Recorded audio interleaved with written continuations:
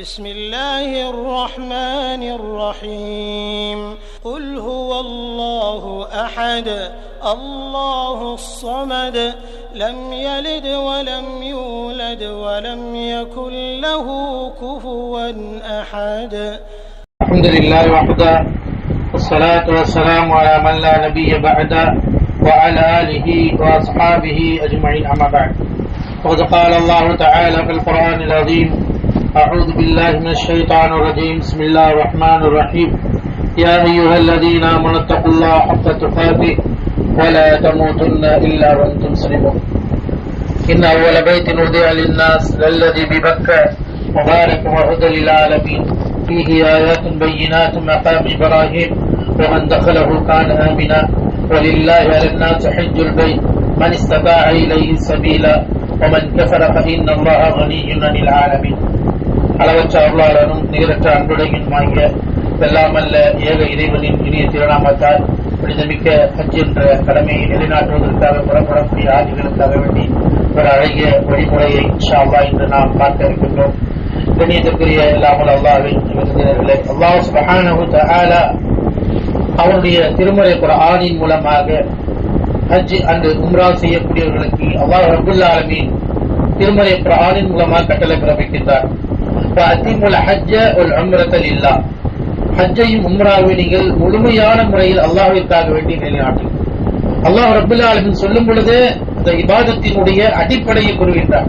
நீங்கள் ஹஜ் உம்ரா செய்வதாக இருந்தால் முழுமையான முறையில் அல்லாஹ்விற்காக முதலில் நம்முடைய இந்த இபாதத்திற்கு இஹ்லாஸ் மிகப்பெரிய அவசியம். உலக வாழ்க்கையை நாம் படைத்த அல்லாஹ்விற்காக செய்கின்ற எந்த ஒரு இபாதத்தாக இருந்தாலும் அதற்கு அடிப்படையாக நாம் இஹ்லாஸ் ஏற்படுத்திக் கொள்ளும். யா அல்லாஹ் உனக்காக வேண்டிய செய்கின்றேன். ஏனென்றால் அல்லாஹ் ரப்புல் ஆலமீன் திருமறை குர்ஆனில் குறிப்பிடுகிறான், இன்னமா யதகப்பலுல்லாஹு மினல் முத்தகீன். யாருடைய உள்ளத்தில் இறையச்சம் இருக்கிறதோ அவர்களிடமிருந்தான் இபாதத்தை அல்லாஹ் ஏற்றுக்கொள்கிறான். எனவே அல்லாஹ் தஆலா உள்ளத்தை பார்க்கக்கூடியவனாக இருக்கிறான்.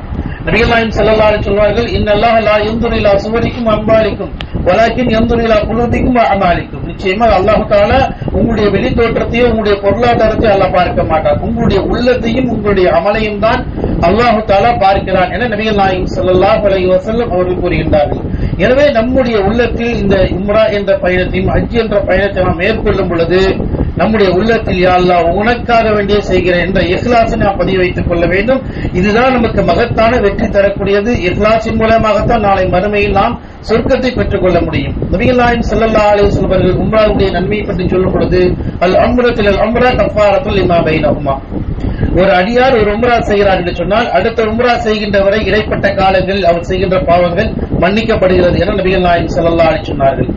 அல்லாஹ்வுடைய தூதர் ஹஜ்ஜை பற்றி சொல்லும் பொழுது அல் ஹஜ்ஜுல் மப்ரூர் லைஸ லஹு ஜஸாஉன் இல்லா ஜன்னah. ஹஜ்ஜை பொறுத்தவரை நற்கூலி சொர்க்கத்தை தவிர வேறொன்றுமே இல்லை. நம்ம ஹஜ்ஜி செஞ்சிட்டோம்னா நிச்சயமாக அல்லாஹ் தஆலா அதற்கு நாம் நற்கூலியாக அல்லாஹ் தஆலா ஹஜ்ஜை தான் சொர்க்கத்தை தான் தருகிறான் என நபிகள் நாயகம் ஸல்லல்லாஹு அலைஹி வஸல்லம் அவர்கள் நமக்கு குறிப்பிடுகிறார்கள். இந்த ஹஜ் உம்ராவை நாம் செய்வதற்காக வேண்டி பயணம் மேற்கொள்ளக்கூடிய இடம் மக்கா மாநகரம். இது அல்லாஹ் தான் தீர்மானித்தார். இது நம்முடைய தீர்மானம், ரப்புல் ஆலமீனுடைய தீர்மானம். நாம் புனிதமிக்க மக்காவிற்கு சென்றுதான் ஹஜ்ஜை நிலைநாட்ட வேண்டும். அதை அல்லாஹ் தஆலா சொல்கிறான், இன்ன அவ்வல பைத்தின் உதிஅ லின்னாஸ் லல்லதி பிபக்கா முபாரக வஹுதா லில் ஆலமீன் ஃபீஹி ஆயாத்தும் பையினாத்தும் மகாம் இப்ராஹீம் வமன் தஹலு கான ஆமினா. முதலாக இறைவனை வணங்குவதற்காக மனிதர்களுக்காக வேண்டி கட்டப்பட்ட ஒரு ஆலயம் தான் காபத்துல்லா. அங்கே அல்லாஹ்வுடைய அத்தாட்சி அற்புதங்கள் இருக்கிறது. எனவே அங்கே யார் உள்ளே நுழைகிறார்களோ அவர்கள் அபயம் பெற்று விட்டார்கள் என நபி அல்லாஹ் ரப்புல் ஆலமீன் குறிப்பிடுகிறார். உலகத்திலேயே ஒரு அபயம் பெற்ற ஒரு இடம் என்னன்னு சொன்னால் மக்கா மாநகரம். அவ்வளவு புனிதமிக்க ஒரு நிறைந்த ஒரு இடத்தை தான் அல்லாஹ் தஆலா நமக்கு வழங்கியிருக்கிறான். ஹஜ் என்ற இபாதத்தை நாம் செய்வதாக இருந்தாலும் சரி, உம்ரா என்ற இபாதத்தை நிலைநாட்டுவதாக இருந்தாலும் சரி, நம்முடைய பயணம் மக்காவை நோக்கிதான் இருக்க வேண்டும் என்று ரப்புல் ஆலமீன் குறிப்பிடுகிறார். ஏனென்றால் அங்கே பல நபிமார்களுடைய தியாக வரலாறுகள் அங்கே இருக்கின்றன, நமக்கு படிப்பினை இருக்கின்றன, நமக்கு உயர்ந்த அந்தஸ்துகளை அல்லாஹ் தஆலா கொடுக்கின்றார். இந்த பயணம் மேற்கொள்ளும் பொழுது அல்லாஹ் தஆலா சில சிறப்புகளை நபிகள் நாயகம் ஸல்லல்லாஹு அலைஹி சொன்னார்கள். அல் ஹஜ் வல் முஅத்தமிர் வஃதுல்லாஹ். ஹஜ் செய்யக்கூடியவர்களும் சரி, உம்ரா என்ற பயணத்தை மேற்கொள்ளக்கூடியவரும் சரி, இவர்கள் அல்லாஹ்வுடைய பட்டாளம். அல்லாஹ்வுடைய விருந்தினர்கள், அல்லாஹ்வுடைய பாதையில் இப்படி ஏராளமான சிறப்புகளை நபிகள் நாயகம் ஸல்லல்லாஹு அலைஹி வஸல்லம் கூறியிருக்கின்றார். அதே போன்று நம்முடைய பிரார்த்தனையையும் அல்லாஹ் தஆலா ஏற்றுக்கொள்கிறான் என்று நபிகள் நாயகம் ஸல்லல்லாஹு அலைஹி வஸல்லம் சொல்றாங்க. அதனால பயணங்கள் மேற்கொள்ளும் போது கூட துஆ செய்யுங்க ஏன் சொல்றாங்கன்னா, அல்லாஹ் தஆலா நம்முடைய துஆக்களுக்கு அங்கீகரிக்கக்கூடிய பாக்கியம் நமக்கு இருக்கிறது. எனவே அந்த இடத்துக்கு நாம் செல்லும் பொழுது நமக்காக, குடும்பத்திற்காக, உறவினர்களுக்காக, நாட்டு மக்களுக்காக, எல்லாத்துக்காக நாம் துஆ செய்ய வேண்டிய கடமை இருக்கிறது. அந்த புனிதமிக்க இடம் பல நபிமார்களுடைய பிரார்த்தனைகள் அங்கீகரிக்கப்பட்ட ஒரு இடம். அதனால்தான் அல்லாஹ் தஆலா அங்கு சொல்லும் பொழுது மிகப்பெரிய அத்தாட்சிகள், அற்புதங்கள் அங்கே இருக்கிறது. அல்லாஹ் தஆலா நபி இப்ராஹிம் அலைஹிஸ்ஸலாம் அவர்களை பல சோதனைகளை சோதித்தார். இப்ராஹிம் ரப்பஹு பிகலிமாத்தின் ஃபஅத்தம்மஹுன்ன. நபி இப்ராஹிம் அலைஹிஸ்ஸலாம் பல சோதனைகளுக்கு ஆளாக்கப்பட்டார்கள். அனைத்திலையும் அவர்கள் முழுமையான முறையில் நிலைநாட்டினார்கள் என்று அல்லாஹ் தஆலா நபி இப்ராஹிம் அலைஹிஸ்ஸலாம் அவர்களை பெருமையாக சொல்கிறான். அதே அடிப்படையில் தான் அல்லாஹ் தஆலா நீண்ட காலத்திற்கு பிறகு அவர்களை குழந்தை கொடுத்தான். அந்த குழந்தையும் தன் மனைவியும் கொண்டு போய் அந்த புற்பூண்டுகள் முளைக்காத காபத்துல்லாவிற்கு அருகில் குடியமர்த்த வேண்டும் என்று அல்லாஹ் தஆலா கட்டளையிட்டார். அந்த கட்டளையை ஏற்று அப்படியே நபி இப்ராஹிம் அலைஹிஸ்ஸலாம் அவர்கள் ஹாஜர் அம்மாரை அழைத்துக் கொண்டாங்க, குடியமர்த்தினார்கள். அமர்த்தி விட்டு ரப்பிடத்தில் அங்கிருந்து தான் துஆ ரப்பனா இன்னி அஸ்கன்து மின் துர்ரியத்தி பிவாதி கைரி தி ஸரஇன் இன்த பைத்திகல் முஹர்ரம் ரப்பனா லியுகீமுஸ் ஸலாத் ஃபஜ்அல் அஃபியத மினன் நாஸ் வ தஹ்வி இலைஹிம் வர்ஸுக்ஹும் மினஸ் ஸமராத்தில் லஅல்லஹும் யஷ்குரூன். அங்கு இருந்து கொண்டு தன் மனைவி மக்களை குடியமர்த்தி விட்டு ரப்பிட்ட கேட்ட, யா அல்லாஹ் நீ சொன்ன அடிப்படையில் என்னுடைய மனைவி மக்களை குடியமர்த்தி விட்டேன். எதற்காக? லியுகீமுஸ் ஸலாத். எப்படிப்பட்ட இடம்? புற்பூண்டுகள் முளைக்காத ஒரு பள்ளத்தாக்கில் கொண்டு வந்து குடியமர்த்தி விட்டேன். ஏன்? அல்லாஹ்வினுடைய கட்டளையினுடைய அடிப்படையில். எப்படி நபிமார்கள் அல்லாஹ்வுடைய கட்டளை அப்படியே நிறைநாட்டினார். எந்த கேள்வியும் கேட்கல. அல்லாஹ் கொண்டு போய் விடணும்னா அல்லாஹ் கொண்டு போய், அல்லாஹ்வுடைய தூதர் கொண்டு போய் அங்க மனைவி மக்களை கொண்டு போய் விட்டாங்க. ரப்பிட்ட கதர்னாங்க, யா அல்லாஹ் ஃபஜ்அல் அஃபியத்தும் மனிதர்களுடைய உள்ளங்கள் எல்லாம் இந்த பக்கம் வரக்கூடிய நசீபக்கூடிய அல்லாஹ். அவருடைய பிரார்த்தனை பாருங்க, தனிமையில் இருந்தாங்க, யாருமே இல்ல உதவிக்கு, எந்த மக்களுமே இல்ல. அல்லாஹ்வுடைய அறிவிப்பு வந்தது, கொண்டு போய் விட்டாங்க. ரப்பிட்ட கதர்னாங்க, யா அல்லாஹ் எல்லோருக்கும் இந்த காபத்துல்லாஹ் வரக்கூடிய நசீபக்கூடிய எல்லாருடைய ஆர்வத்தை கொடு. இன்னைக்கு எல்லாருக்குமே ஆசை வருது, காபத்துல்லாஹ் டிவியில பாக்குறோம், பயான்ல பாக்குறோம், கேட்கும் பொழுது ஒரு நம்மை அறியாமலேயே அதை பார்க்கணும், போகணும் அப்படிங்கிற உணர்வை அல்லாஹ் தஆலா ஏற்படுத்தி கொடுத்திருக்கிறான்னு சொன்னால் நபி இப்ராஹிம் அலைஹிஸ்ஸலாம் அவருடைய பிரார்த்தனையுடைய வலுவை நாம் நன்றாக புரிந்து கொள்ள வேண்டும். அதே போன்று அங்கு வரக்கூடிய மக்கள் பசி பட்டினியாக ஆகிவிடக் கூடாது. ஏனென்றால் அன்றைக்கு அவர்களுக்கு உணவில் வெறும் பேரித்தம்பரத்தின் தண்ணீரையும் கொண்டு வந்து சில நாட்களுக்கு தங்கக்கூடிய நிலைமையை விட்டார். அதனால தான் துஆ செய்தாங்க, வர்ஸுக்ஹும் மினஸ் ஸமராத்தில் லஅல்லஹும் யஷ்குரூன். யா அல்லாஹ் இங்கே வரக்கூடிய மக்களுக்கு உணவாக பல வஸ்துக்களை கொடு யா அல்லாஹ் என்று அவர்கள் பிரார்த்தனை செய்தார்கள். அல்லாஹ் தஆலா துஆவை கபூலாக்கிய அடிப்படையில் இன்றைக்கும் ரிஸ்க் அங்கே விசாலமாக கொடுக்கப்பட்டுக் கொண்டிருக்கிறது. அதே போன்றுதான் இப்ராஹிம் அலைஹிஸ்ஸலாம் அங்கே தன் ஹாஜர் அம்மையார் குழந்தையும் கொண்டு வந்து விடும் பொழுது அந்த சஃபா மர்வா என்ற மலையை நாம் பார்க்கிறோம். அதை பார்க்கும் பொழுது மிகப்பெரிய ஒரு உயர்வான சிந்தனை, இறையச்சத்தை நம்மிடத்தில் ஏற்படுத்திக் கொள்ள வேண்டும். அன்றைக்கு பாலைவனத்தில் விட்ட பொழுது தண்ணீருக்காக அந்த குழந்தைக்காக வேண்டிய ஹாஜர் அம்மையார் சஃபாவிலிருந்து மர்வா ஓடுனாங்க. மர்வாவிலிருந்து சஃபா பக்கத்தில் வந்தாங்க, ஓடி வந்தாங்க. யாராவது உதவிக்கு இருப்பார்களா என்றெல்லாம் என்று நினைத்து பார்த்தார்கள். யாருமே கிடைக்கவில்லை. ரப்புல் ஆலமீன் ஜிப்ரீல் அலைஹிஸ்ஸலாம் அவர்களும் அனுப்பி அவர்கள் கடந்த அந்த இடத்தில் ஜம்சம் நீரை அல்லாஹ் தஆலா உருவாக்கி கொடுத்தார்கள். அன்றைக்கு ஹாஜர் அம்மையார் தண்ணீருக்காக ஓடி அந்த இடத்தை இன்றைக்கு நம்ம சஃபா மர்வா இந்த மலை என்று சொல்கிற மலை அல்லாஹ் தஆலா மிகப்பெரிய அத்தாட்சியாக ஆக்கி வைத்தார். இன்ன ஸஃபா வல் மர்வா மின் ஷஆயிரில்லாஹ் ஃபமன் ஹஜ்ஜல் பைத அவ் இஅ்தமர ஃபலா ஜுனாஹ அலைஹி அன் யதவஃப பிஹிமா வமன் ததவ்வ கைரா ஃபஇன்னல்லாஹ ஷாக்கிருன் அலீம்.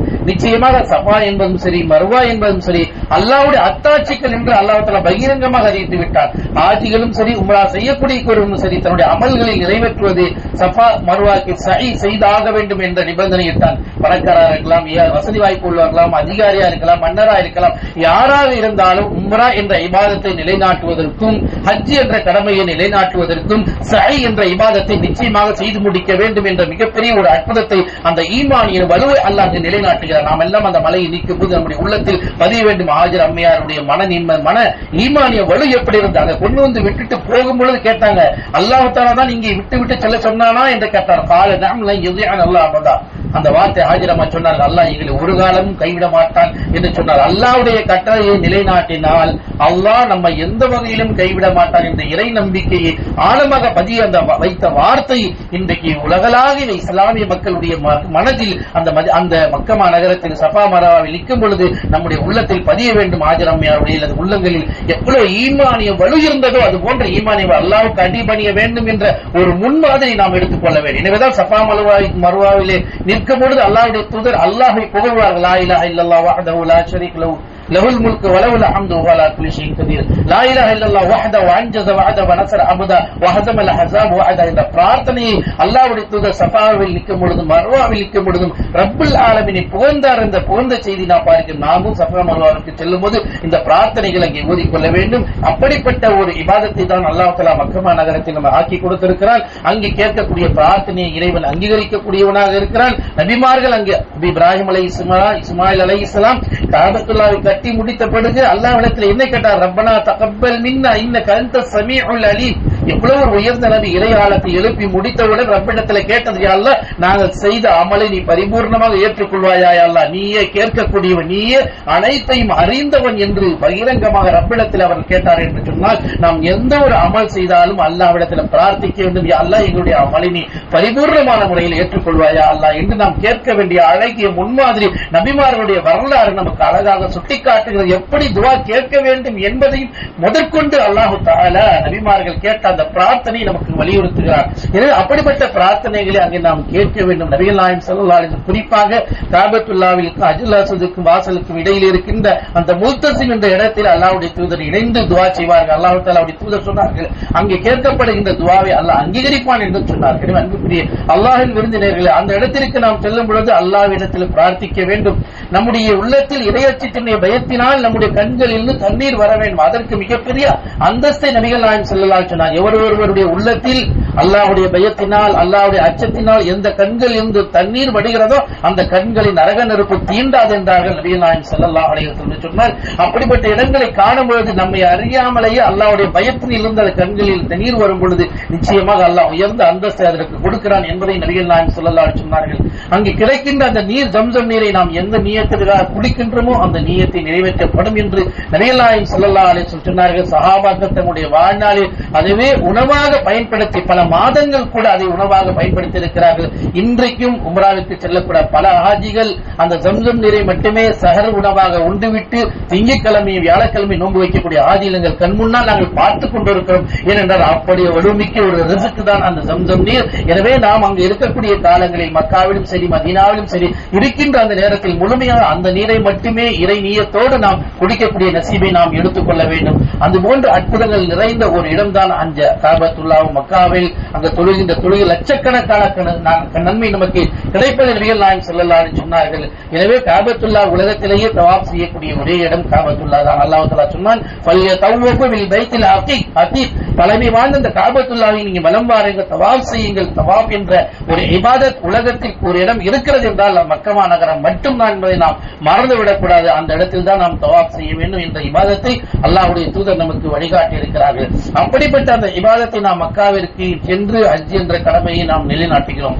மற்ற பயணங்களை போன்று அல்ல. இந்த இபாதத்தை நாம் புறப்படும் பொழுதே இஸ்லாம் நமக்கு அழகிய வழிகாட்டல்களை அல்லாஹ்வுடைய தூதர் காட்டிக் கொடுத்திருக்கிறார். நாம் சாதாரண பயணங்கள் மேற்கொள்ளும் பொழுது நம்முடைய ஆடைகள் நம்முடைய பயணங்கள் எப்படி வேணாலும் அமைத்துக் கொள்ளலாம். குறிப்பாக ஹஜ் அண்ட் உம்ரா செய்ய செல்ல புறப்படும் பொழுது நமக்கு சில வழிமுறைகளை அல்லாஹ்வுடைய தூதர் நமக்கு கற்றுக் கொடுத்திருக்கிறார்கள். அந்த பயணத்தின் போது கண்டிப்பாக நாம் என்ன செய்ய வேண்டும்?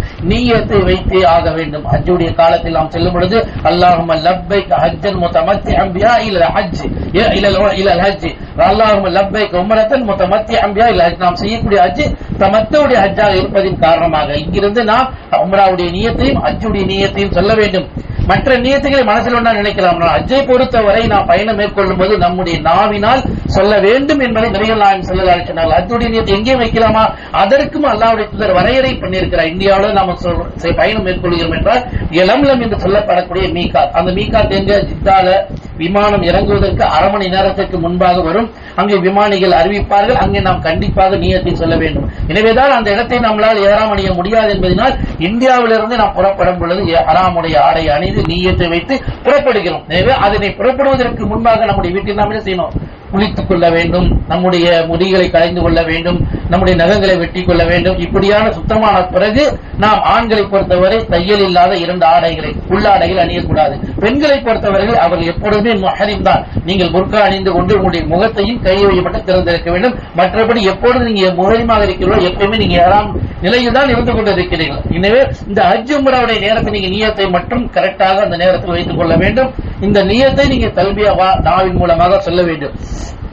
நபிகள் நாயகம் ஸல்லல்லாஹு அலைஹி வஸல்லம் இந்த புறப்பட்ட பிறகு ஹஜ் உம்ரா செய்ய நியத்த பிறகு எஹ்ராமுடைய ஆடை அணிந்து, இஹ்ராம் என்று சொன்னால் அந்த ஒரு நியத்தை வைத்து விட்டார். அதற்கு பிறகு நாம் நறுமணம் பூசக்கூடாது, வீண் பேச்சுக்களை பேசக்கூடாது. ஏனென்றால் அல்லாஹ் ரப்பல் ஆலமீன் தன்னுடைய திருமறை குர்ஆனில் ஹஜ் என்று சொன்னவுடனே எதை அறிவிப்பு செய்கிறான்? அல் ஹஜ் அஷ்ஹுரும் மஅலூமாத் ஃபமன் ஃபர்ல ஃபீஹின்னல் ஹஜ் ஃபலா ரஃபஸ வலா ஃபுசூக வலா ஜிதால ஃபில் ஹஜ் வமா தஃஅலு மின் கைரின் யஅலமுஹுல்லாஹ் வதஸவ்வது ஃபஇன்ன கைர ஸாதி தக்வா வத்தகுன் யா உலில் அல்பாப். ஹஜ்ஜுடைய மாதங்கள் என்பது அறியப்பட்ட காலங்கள், எல்லா காலங்களிலும் செய்ய முடியாது. ஹஜ் என்பது துல்ஹஜ்ஜுடைய மாதத்தில் தான் செய்ய முடியும். அது பிறகு 8 இருந்து உங்களுக்கு 12, 13 வரை கண்டிப்பாக இருக்க வேண்டும் என்பதை நபிகள் நாயகம் அல்லாஹ் ரப்பல் ஆலமீன் நமக்கு திருமறை குர்ஆனின் மூலமாக குறிப்பிடுகிறார். எனவே எவர் ஒருவர் ஹஜ் என்ற கடமை நிலைநாட்டுவதற்கு தயாராகிவிட்டார்களோ அந்த ஹஜ்ஜுடைய காலங்களில் ஹஜ்ஜை நியத்து வைத்த பிறகு அந்த நேரத்தில் மனைவியோடு கூடக்கூடாது, கெட்ட வார்த்தைகள் பேசக்கூடாது, வீண் விதண்டவாதங்கள் எதுவும் நாம் சண்டை சச்சரவு செய்து கொள்ளக்கூடாது. நீங்கள் எந்தெந்த அமல்கள் செய்கிறீர்கள், நல்ல அமல்களை செய்கிறோம், அதையெல்லாம் அல்லாஹ் அறிந்தவனாக இருக்கிறான். இந்த பயணத்தில் உங்களுடைய பயணத்திற்கான எல்லா வகையான பயணத்திற்குரிய விஷயங்களை தேர்வு செய்து கொள்ளுங்கள். இவைகளில் சிறந்த தெரியுமா? அல்லாஹ் எதிர்பார்ப்பது என்ன தெரியுமா? இந்த பயணத்தில் நீங்கள் பொருளாதாரத்தை செலவு செய்கிறீர்கள், உடலாக உழைப்பு செய்கிறீர்கள், பல சிரமங்களை சகித்துக் கொண்டு புறப்பட்டு செல்கிறீர்கள் சொன்னால் இந்த பயணத்தை நீங்கள் மேற்கொள்வது அல்லாஹுடைய அறிவிப்பு.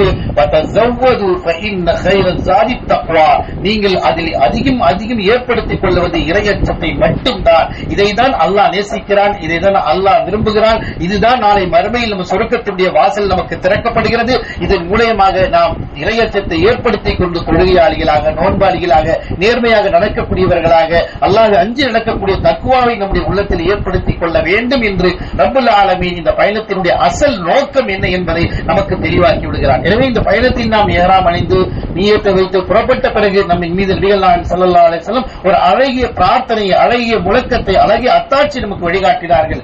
லப்பைக் அல்லாஹும்ம லப்பைக் லப்பைக் லா ஷரீக லக் லப்பைக் இன்னல் ஹம்த வன் நிஅமத லக்கல் முல்க் லா ஷரீக லக் என்ற தல்பியாவோடு தான் நம்முடைய நியத்திற்கு பிறகு நம்முடைய நாவில் காபத்துல்லாவை அடைகின்ற வரை, மக்கமா நகரத்திற்கு சென்று காபத்துல்லா ஹரம் ஷரீஃபுக்கு உள்ளே நுழைகின்ற வரை நம்முடைய நாவில் வர வேண்டிய வார்த்தை தல்பியா தான். லப்பைக் அல்லாஹும்ம லப்பைக், இறைவா உன்னுடைய சன்னிதானத்தினுடைய அழைப்பை ஏற்று வந்துவிட்டேன் யா அல்லாஹ். லா ஷரீக லக், யா அல்லாஹ் உனக்கு எந்த இணையும் கிடையாது யா அல்லாஹ். நீதான் படைத்தவன், நீதான் உணவளிப்பவன், நீதான் கண்காணிக்கக்கூடியவன், எல்லா வகையான இன்பங்களையும் சுகங்களை நீ மட்டுமே தரக்கூடியவன், அதற்கு உன்னிடம் மட்டுமே வலிமை இருக்கிறது யா அல்லாஹ் என்று அல்லாஹ்வை நாம் புகழுகிறோம். இன்னல் ஹம்த வன் நிஅமத லக்கல் முல்க், நிச்சயமாக புகழ், ஆட்சி, அதிகாரம், பெருமை, இந்த புகழ் இவைகள் அனைத்திற்கும் சொந்தக்காரன் நீ மட்டுமே யா அல்லாஹ். லா ஷரீக லக், உனக்கு எந்த இணையும் கிடையாது யா அல்லாஹ் என்ற இறைவனை மட்டுமே புகழக்கூடிய அழகிய ஆழமான அத்தாட்சியான இந்த தல்பியா முழக்கம் தான் ஒவ்வொரு இறை விசுவாசியில் பயணிக்கக்கூடிய ஹாஜிகளுடைய, முஅத்தமிர்களுடைய நாவில் வர வேண்டிய வார்த்தை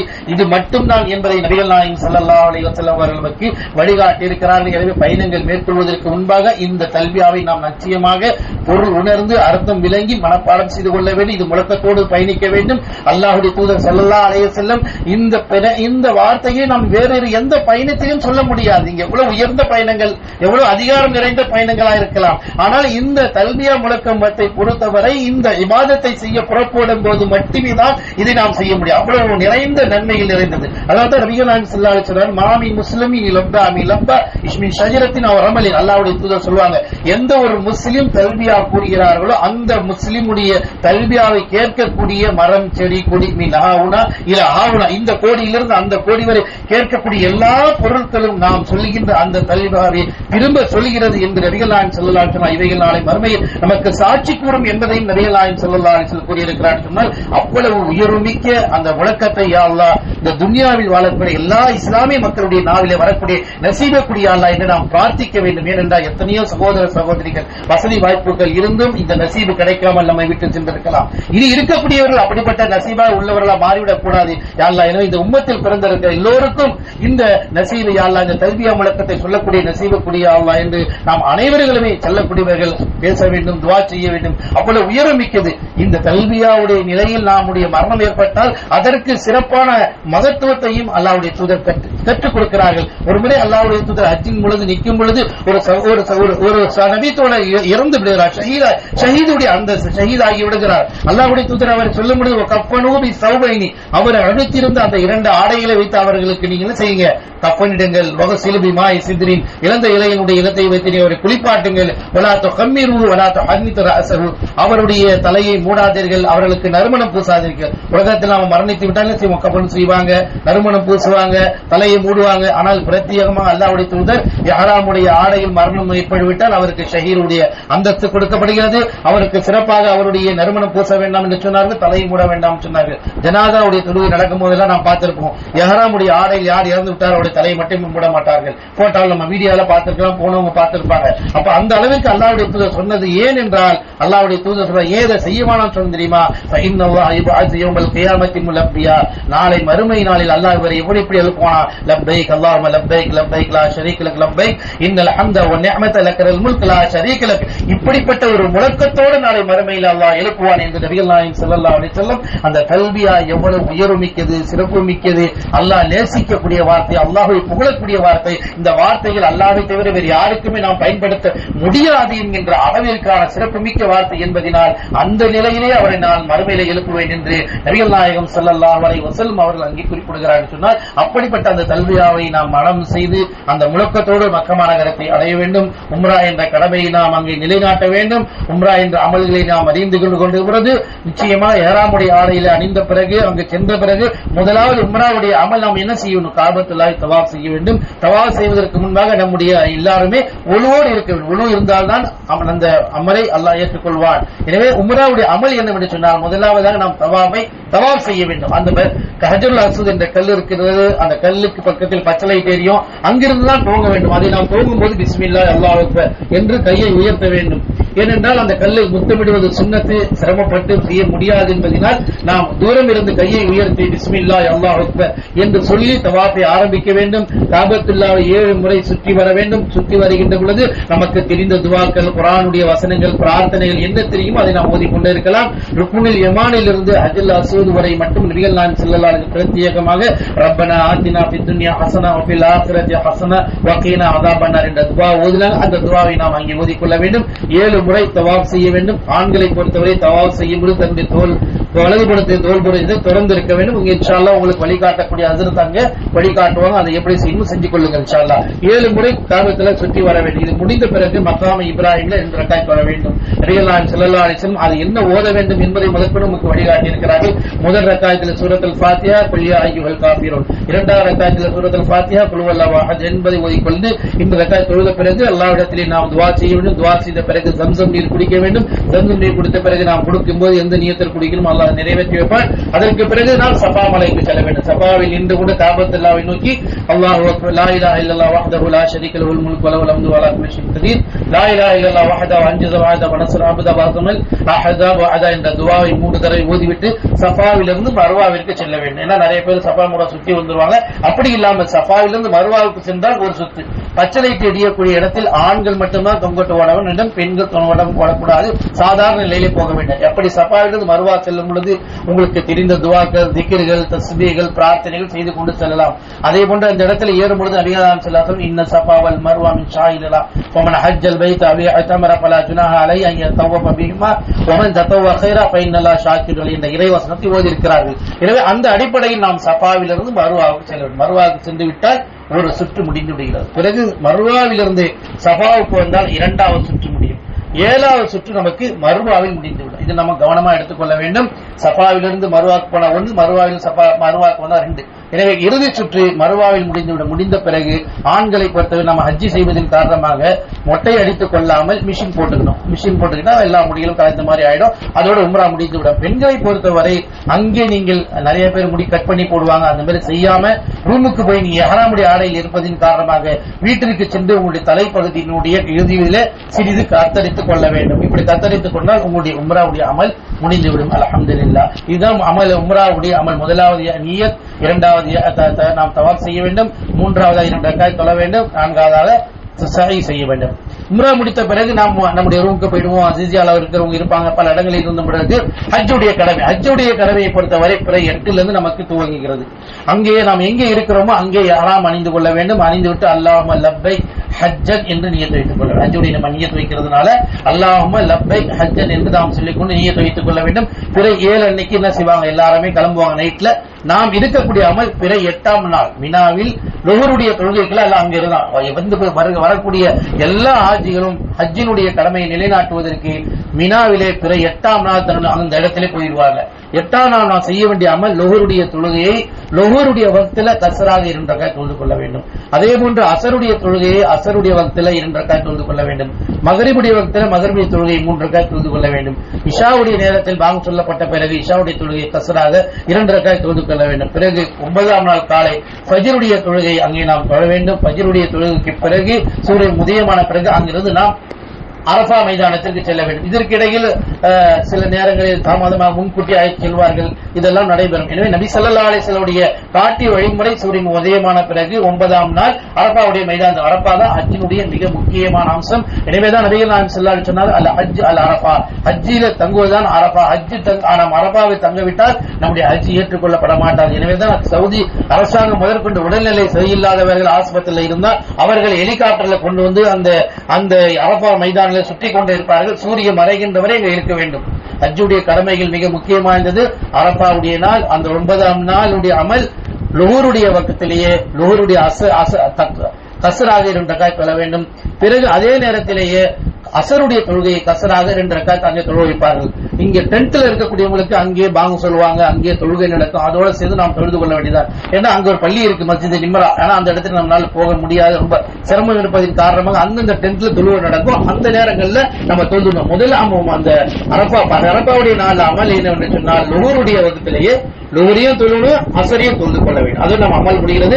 அங்கிருந்து கொண்டு நாம் பிரார்த்தனைகளில் முழுமையாக சூரியன் மறைகின்ற வரை நாம் துஆ செய்வோம். அல்லாஹ் பெருமைப்படுகிறான். அல்லாஹ் தஆலா வானவர்கள்ட்ட சொல்லி பெருமைப்படுற இந்த அடியார்கள் என்ன கேட்கிறார்கள் அவர்களுக்கு கேட்பதை எல்லாம் நான் கொடுக்கிறேன், அவருடைய பாவங்களை எல்லாம் நான் மன்னித்து விடுகிறேன். அந்த ஒரு நாளில் அல்லாஹ் தஆலா நரகத்திலிருந்து அடியார்களை வெளியாக்கி கொண்டு இருக்கின்றான் என்ற செய்தியை நாம் ஹதீஸ்களிலே பார்க்கிறோம். அவ்வளவு உயர்வுமிக்க ஒரு நாள். அந்த நாளில் சிறந்த ஒரு துஆவை அல்லாஹ்வுடைய தூதர் சொல்லும்போது கூட துஆவை அரஃபாவை சொல்வார்கள். லா இலாஹா இல்லல்லாஹ் வஹ்தஹு லா ஷரீக லஹு லஹுல் முல்கு வ லஹுல் ஹம்து வ அலா குல்லி ஷைஇன் கதீர் என்ற திக்ரை நாம் ஓத வேண்டும். அங்கே நாம் கேட்கக்கூடிய துஆவை அல்லாஹ் கேட்கக்கூடியவனாக, கொடுக்கக்கூடியவனாக, அதை ஏற்றுக்கொள்ளக்கூடியவனாக இருப்பதின் காரணமாக என்ன பிரார்த்தனையை நம்முடைய வாழ்க்கைக்கு தேவையோ அத்தனையும் துனியாவுக்கும் கேட்கணும். அதை விட சிறந்தது நாளை மறுமையுடைய வாழ்க்கையில் இந்த சொர்க்கத்தை நாம் பெற்றுக்கொள்ள வேண்டும் என்று இந்த சமுதாயத்தில் உள்ள எல்லாருக்கும் அல்லாஹ் நசீபாக்கடா என்ற செய்தியை நாம் எல்லாருக்காக, குறிப்பாக உடல் வலிமை கொன்றவர்களாக நிறைய மக்கள் வாழ்ந்து கொண்டிருக்கிற குறிப்பாக அவர்களுக்காக நீங்கள் பிரார்த்தனை செய்யுங்கள். இந்த நாட்டில் இஸ்லாமிய மக்கள் ஈமானோடும் இறை நம்பிக்கையோடும் வாழ வேண்டும் என்பதை நீங்கள் மறந்து விடாதீர்கள். அதற்கு பிரத்யேகமாக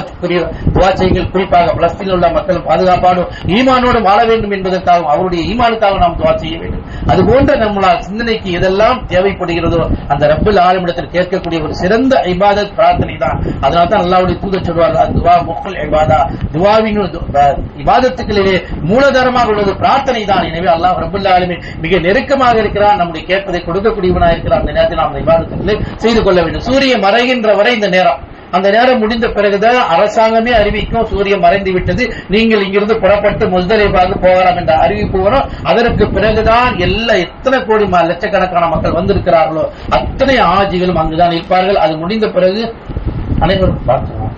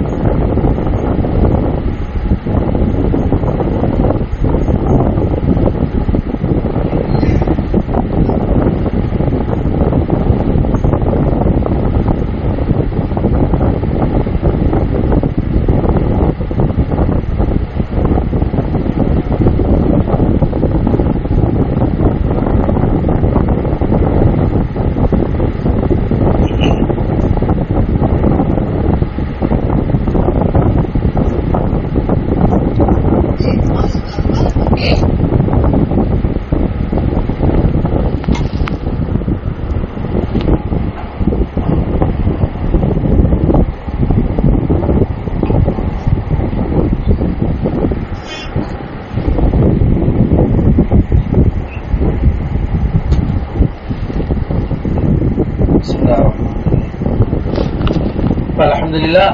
அப்ப அரபாவுடைய தினம் நாம் முடித்து முஸ்தலிஃபாவிற்கு அன்று இரவு செல்ல வேண்டும். எல்லா ஆஜிகளுமே அங்கே அரபாவுடைய நாளிலே அந்த சூரியன் மறைந்த பிறகு அறிவித்த பிறகு முஸ்தலிஃபாவிற்கு செல்ல வேண்டும். அங்கிருந்து நடைப்பயணம் தான் எல்லா ஆஜிகளுமே செல்வாங்க.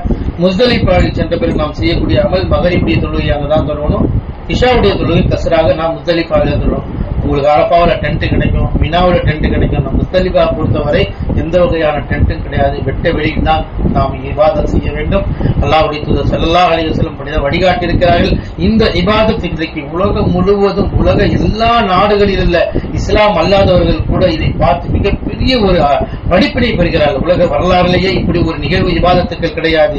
எவ்வளவு பெரிய ஒரு நாட்டை ஆளக்கூடிய மன்னரும் அன்றைக்கு வெட்ட வெளியில் கிடக்கின்ற ஒரு வழிமுறை உலகத்தில் எந்த மார்க்கத்திலும் பார்க்க முடியாத அளவிற்கு இருக்கிறது என்று சொல்லி எத்தனையோ மக்கள் படித்த பட்டதாரிகள், டாக்டர்கள், இன்ஜினியர்கள் இஸ்லாத்துக்கு வந்திருக்கிறார் என்பதை நாம் மறந்துவிட முடியாது. காரணம், அப்படிப்பட்ட சமத்துவத்தை தான் அல்லாஹ் தஆலா அந்த இபாதத்தின் முஸ்தலிஃபாவில் நடக்கின்ற நடவடிக்கையை பார்த்து எல்லா மக்களுடைய உள்ளங்களில் வியப்படைக்கின்ற அளவிற்கு ஏற்படுத்தி இறைவன் கொடுத்திருக்கிறார் சொன்னார். எல்லாருமே வெட்ட வெளியில் தான் அங்கே தங்குவ வேண்டும். அங்கே நாம் மகரிபுடைய தொழுகை தொழணும், இஷாவுடைய தொழுகை தொழணும். அதற்கு பிறகு 10ஆம் நாள் காலை போதி விடுத்த பிறகு ஃபஜ்ருடைய தொழுகை நாம் அங்குதான் தொழ வேண்டும். அந்த ஃபஜ்ருடைய தொழுகை தொழுத பிறகு அங்கிருந்து நாம் ஃபஜ்ருடைய தொழுகை முடித்த பிறகு அங்கிருந்து நாம் மினாவுக்கு வர வேண்டும். மினாவுக்கு வந்த உடனே முதலாவது அமல் நாம் பெரிய ஷைத்தானுக்கு கல்லடிக்க வேண்டும். ஜம்ரத்துல் அக்பா, பெரிய ஷைத்தானுக்கு நாம் கல்லடிக்க வேண்டும். 7 கல் அடிக்க வேண்டும். ஒவ்வொரு கல்லும் அடிக்கும் பொழுது அல்லாஹ் அக்பர் என்று நாம் அடித்துக் கொள்ள வேண்டும். அடித்து விட்டு துஆ செய்து விட்டு நாம் மினாவுடைய டென்ட்டுக்கு வந்துடணும். அன்னைக்கு ஜம்ராத்துக்கு ஒரே ஷைத்தானுக்கு மட்டும் கல் அடிச்சுட்டு அதுக்கடுத்து நாம் குர்பானுடைய பணம் நீங்க கட்டியிருப்பீங்க. குர்பானி அன்றைக்கு உங்களுக்கு கொடுக்கப்பட்டுவிடும். உங்களுடைய குர்பானுடைய அமல் ஆட்டோமேட்டிக்கா பணம் கட்டியதன் காரணமாக அது நிறைவேறிவிடும். அதற்கு அடுத்து நாம் ஆண்களை பொறுத்தவரை மொட்டை அடித்துக் கொள்ள வேண்டும். பெண்களை பொறுத்தவரை டென்ட்டுக்கு போயிட்டு அந்த தலைமுடியினுடைய கடைசி பகுதியில் கத்தரித்துக் கொண்டால் நம்முடைய இந்த ஹஜ்ஜுடைய முக்கியமான அமல் அதோடு முடிந்து விடுகிறது. ஹராம் கலைந்து விட்டு சாதாரண நிலைக்கு நம்ம வந்துடலாம். அந்த 10ஆம் நாள் அந்த முடித்த பிறகு மக்காவிற்கு சென்று தவாஃபே இஃபாதா, தவாஃபே குதும், தவாஃபே ஜியாரா, இப்படி இதற்கு பல பெயர்கள் இருக்கிறது. அந்த தவாஃபை நாம் செய்ய வேண்டும். போய் முதலில் ஏற்கனவே நாம் உம்ராவுக்கு செய்ததை போல தவாஃப் செய்ய வேண்டும். அதற்கு பிறகு சை செய்ய வேண்டும். சஃபா மர்வால போய் சை செய்ய வேண்டும். இது முடித்து விட்டால் அன்றைக்கு 10ஆம் நாள் செய்ய வேண்டிய அமல். 10ஆம் நாள் செய்ய வேண்டிய முதல் அமல் ஜம்ரா, பெரிய ஷைத்தான் கல்லடிப்பது, முடிய குர்பானி கொடுப்பது, முடி அறக்குவது. அதோட ஏறாம் முடிந்து விடுகிறது. ஏறாம் கலைந்து விட்டு அதற்கு பிறகு மக்கமா நகரத்திற்கு அன்று வர முடிந்தவர் வருவார்கள், இல்ல மறுநாள் வருவாங்க. எப்படியா இருந்தாலும் நம்ம 10ஆம் நாள் அதை முடித்துக் கொண்டு நபி ஸல்லல்லாஹு அலைஹி வஸல்லம் வழிமுறை அல்லாஹ்வுடைய தூதர் 10ஆம் நாளை சென்று தவாப் செஞ்சு விட்டு சை செஞ்சுட்டு வந்து இங்கு இரவு தங்கி விடுவார்கள். 11ஆம் நாள் நாம் 3 ஷைத்தானுக்கும் சூரியன் உச்சத்திலிருந்து தாய்ந்த பிறகு 3 ஷைத்தானுக்கும் கல்லடிக்க வேண்டும். சின்ன ஷைத்தான், நடு ஷைத்தான், பெரிய ஷைத்தான். 2 இடங்களில் நின்று துஆ செய்ய வேண்டும். 3ஆவதாக அடித்து விட்டு நாம் ரூமுக்கு வந்துட வேண்டும். அதே போன்று 12ஆம் நாளும் சூரியன் உச்சத்திலிருந்து சாய்ந்த பிறகு அதிலிருந்து 3 ஷைத்தான்களுக்கு கல்லடிக்க வேண்டும். 2 ஷைத்தான்களுக்கு கல்லடித்து விட்டு துஆ செய்ய விட்டு 3ஆவது ஷைத்தானுக்கு பெரிய ஷைத்தானுக்கு கல்லடித்து விட்டு நாம் ரூமுக்கு வந்து விடணும். அன்னைக்கு 12ஓட முடித்துக் கொள்ளலாம். இஸ்லாமுக்கு அனுமதி வழங்கியிருக்கிறது. பெரும்பான்மையான மக்கள் 12லேயே கிளம்பி வந்துடுவாங்க. 13 இருக்கிறவங்க இருக்கலாம். ஆனால் மகரிபுடைய வக்து வர சூரியன் மறைவதற்கு முன்பாக அந்த மினாவை விட்டு நாம் வெளியாகிவிட வேண்டும். இப்படி வந்துவிட்டால் அதோடு நம்முடைய ஹஜ்ஜுடைய கடமை முடிந்து விடுகிறது. அதுக்கு அடுத்து நாம் ஊருக்கு புறப்படும் பொழுது இன்ஷா அல்லாஹ் தவாஃபை விதா செய்து கொள்ள வேண்டியதான். எப்போது நம்ம ஊருக்கு கிளம்புறோமோ அல்லது மதீனாவுக்கு போறோமோ, இனி மக்கா நோக்கி வரமாட்டோம் என்ற ஒரு சூழ்நிலை வரும்பொழுது கடைசி தவாஃபை விதா என்று சொல்வார்கள். அந்த அமலை நாம் நபிகள் நாயகம் ஸல்லல்லாஹு அலைஹி வழிகாட்டியிருக்கிறார். அந்த விவாதத்து இதுதான் வழிமுறை. ஹஜ்ஜினுடைய கடமைகளும் உம்ராவுடைய நடைமுறைகளும். இன்ஷா அல்லாஹ் இதில் ஏதாவது சந்தேகங்கள் இருந்தால் கேட்டு இன்ஷா தெரிஞ்சீங்க. அல்லாஹ் ரப்பல் ஆலமீனுடைய அமல்களை பரிபூர்ணமாக ஏற்று இந்த ஹஜ்ஜை மப்ரூராக அல்லாஹ் தஆலா ஆக்கி வைத்து அன்று பிறந்த பாலகனை போன்று அல்லாஹ் தஆலா திருப்பி வருகின்ற செய்தியையும் நபிகள் நாயகம் ஸல்லல்லாஹு அலைஹி கொடுத்திருக்கிறார் என்று சொன்னால் அல்லாஹ் தஆலா முழுமையாக ஏற்று அந்த இக்லாஸோடு அமல்களை செய்யக்கூடிய நம்ம உள்ளத்தில் இறையச்சத்தும் அங்கு போகும்போது நம்ம எல்லாருக்கும் பிறருக்கு உதவி செய்யக்கூடியவர்களாக, வழிகாட்டக்கூடியவர்களாக, நம்மளை என்ன பண்ண முடியும் நம்மளுடைய நன்மைகளை அடைந்து கொள்ள வேண்டும். குறிப்பாக தொழுகையுடைய விஷயத்தில் பேணிக்கையா இருந்து அந்தந்த வக்தில் அந்தந்த நேரங்களில் இபாதத்தை நாம் செய்ய வேண்டும். நம்மளால் இயன்ற அளவுக்கு அறத்தில் இருக்கும்போது அதிகமதியும் குர்ஆனை ஓத வேண்டும், திக்ர்களை செய்ய வேண்டும். நம்மளால் இயன்ற அளவுக்கு தான தர்மங்களை அந்த புனிதமிக்க மக்கா நகரத்தில் நபிமார்கள் நடந்த இடத்தில் சிறப்பு வாய்ந்த அந்த இடத்தில் நாம் செய்ய வேண்டும். அல்லாஹ் ரப்பல் ஆலமீனுடைய அமல்களை பரிபூர்ணமாக ஏற்று ஹஜ் முப்ரூராக ஏற்று அல்லாஹ் தஆலா முழு கூலியாக நாளை மறுமை சொர்க்கத்தை கொடுக்கக்கூடிய நசீபை நம் அனைவருக்கும் உள்ள தந்தால் புரிவானாக. ஆமீன். வாஹிர் தஅவானா அல்ஹம்துலில்லாஹி ரப்பில் ஆலமீன். சுப்ஹானக்கல்லாஹும்ம வ பிஹம்திக அஷ்ஹது அன் லா இலாஹா இல்லா அன்த